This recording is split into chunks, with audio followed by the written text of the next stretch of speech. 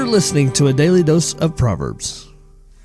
Greetings, my name is Perry Lunsford. Our Proverbs for today, Proverbs chapter 30, verses 21 through 23. For 3 things the earth is disquieted, and for 4 which it cannot bear. For a servant when he reigneth, and a fool when he is filled with meat. For an odious woman when she is married, and a handmaid that is heir to her mistress. So verse number 21 reveals that the earth, the place in which we live, and more specifically, I believe this passage refers to the lives that we live. There are certain things in our existence, as we've all found and know so well, that can cause discomfort and dismay and disorder in our lives and families. Things which might even cause strife as well as dissent in our lives and homes. These verses hold very clear examples of 3 different people, 3 types of people. The servant that reigns, the fool when he is filled, and the odious woman. We're living in a world, clearly, that is filled with strife, danger, and perils.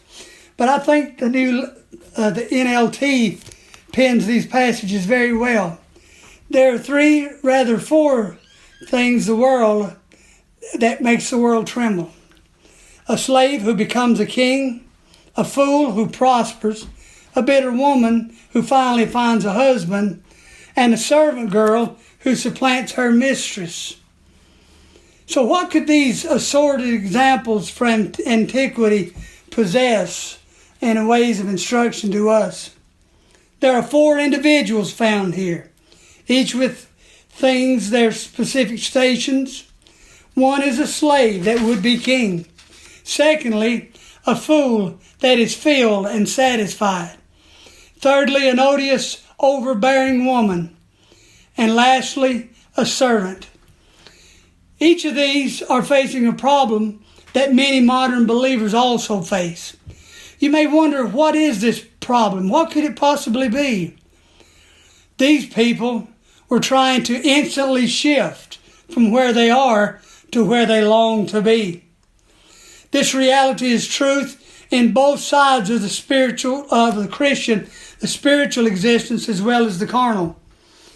Many a young Christian has found salvation with great joy, started their walk of faith only to become, when life in ministry doesn't unfold the way they thought it should or would, become discouraged. But I'm reminded of what Paul said to his letter to the Roman church, chapter 10, verse number 2. For I bear record that they have a zeal of God, but not according to knowledge. Through the course of my life, I have found that my spiritual as well as my earthly mental well-being is not based on external conditions. My happiness, satisfaction, and serenity is found when I am planted where God wants me to be. So many Christians attempt to live lives and to operate on levels of which they are not qualified. Likewise, when we are in the will of God, we can be confident and live complete and total holy lives in Him.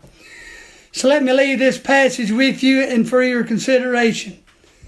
Ephesians 4, verse number 1. I therefore, the prisoner of the Lord, beseech you that you walk worthy of the vocation wherein you are called. Find your God-given station, fill that station to the best of your ability, and enjoy your salvation. Thank you. Thank you for listening.